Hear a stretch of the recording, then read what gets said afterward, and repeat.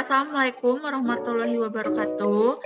Saya Rizky Nurah Putri, mahasiswa Prodi Ilmu Ekonomi dan Keuangan Islam, Fakultas Pendidikan Ekonomi dan Bisnis, Universitas Pendidikan Indonesia.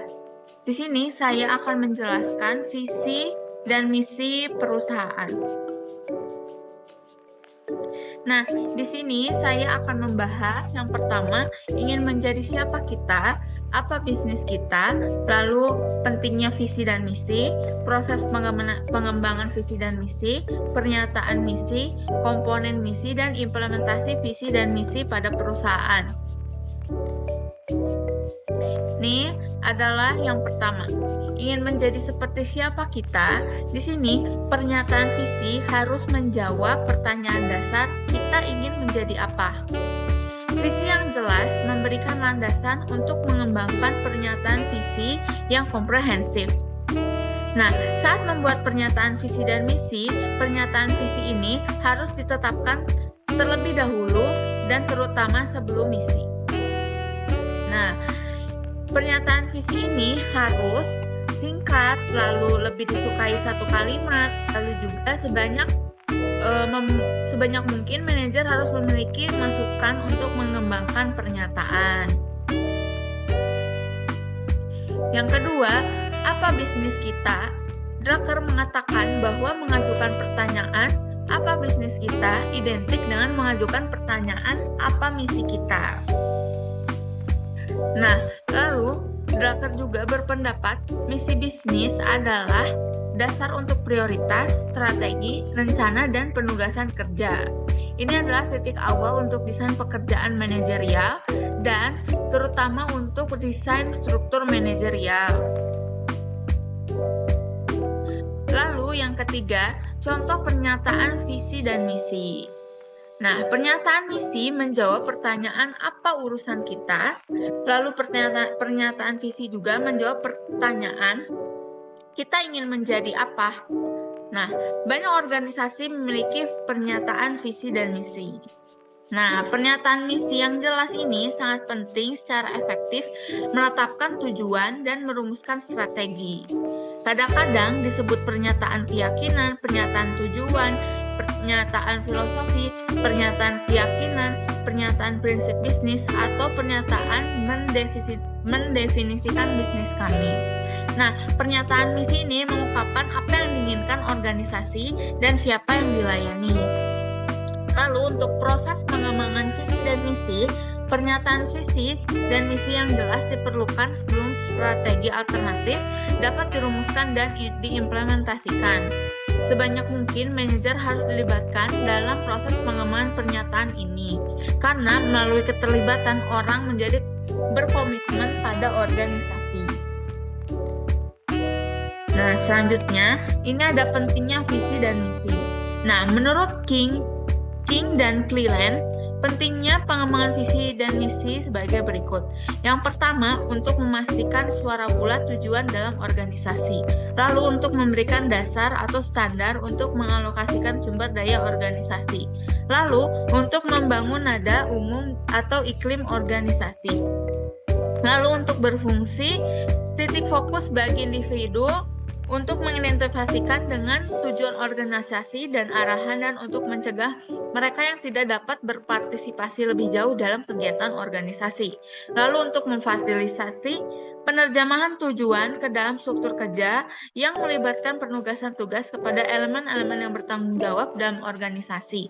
Lalu untuk menentukan tujuan organisasi dan menerjemahkannya tujuan menjadi tujuan sedemikian rupa sehingga parameter biaya, waktu, dan kinerja dapat dinilai dan dikendalikan.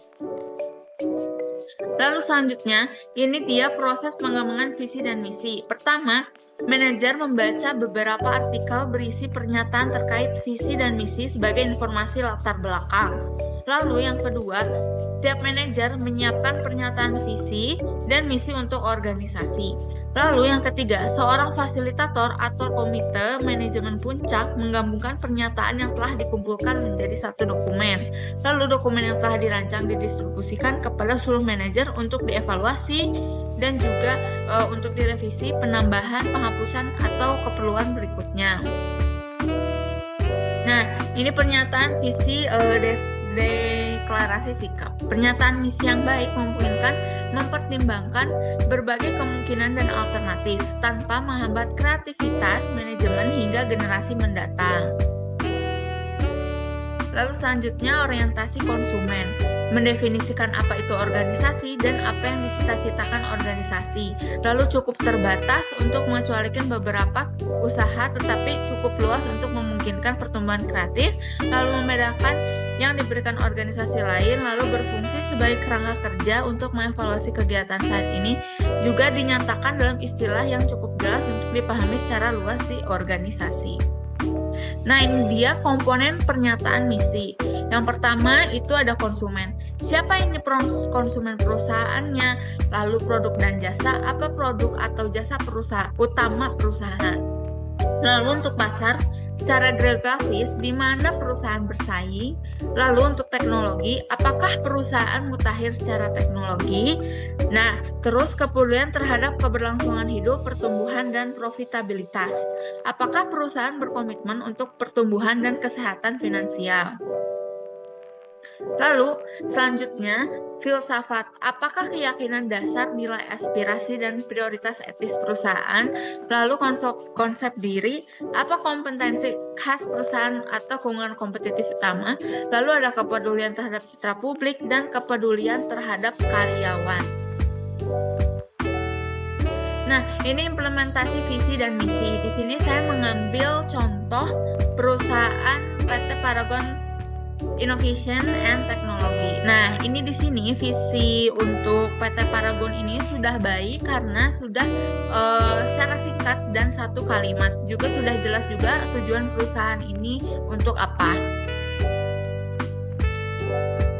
Nah, ini adalah visi PT Paragon Technology and Innovation. Nah, di sini misinya juga sudah memuat beberapa komponen seperti kepedulian terhadap karyawan, lalu citra baik di masyarakat, lalu untuk konsep dirinya, lalu filsafatnya juga, terus kepedulian terhadap lingkungan dan bumi. Ini semua sudah termasuk komponen-komponen tersebut. Nah, terima kasih atas perhatiannya. Mohon maaf bila ada kesalahan. Terima kasih sudah menonton video YouTube ini. Saya pamit. Wassalamualaikum warahmatullahi wabarakatuh.